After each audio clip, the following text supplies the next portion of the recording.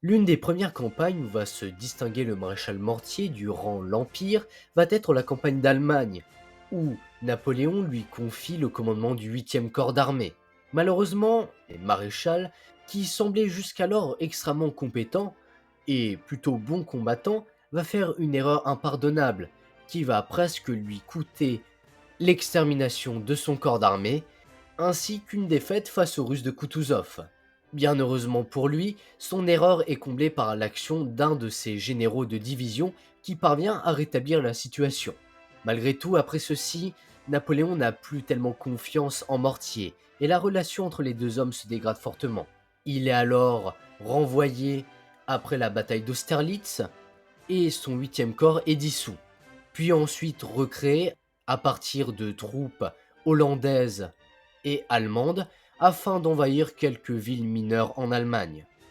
Il se signale ensuite dans l'invasion de la Poméranie suédoise, où il vainc à de nombreuses reprises les Suédois, et enfin il se signale une dernière fois à la bataille de Friedland.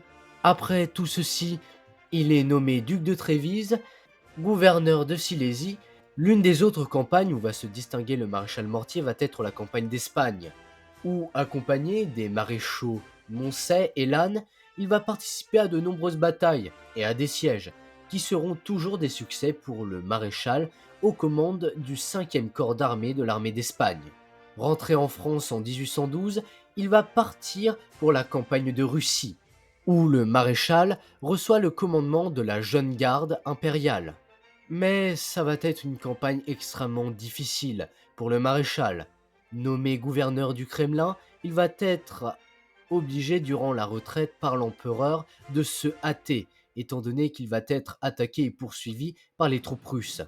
Participant à la bataille de la Bérésina, il va participer avec le maréchal Ney à l'honneur de sauver les débris de la Grande Armée. C'est lui également qui la réorganise à Francfort-sur-le-Main, toujours en commandant la jeune garde.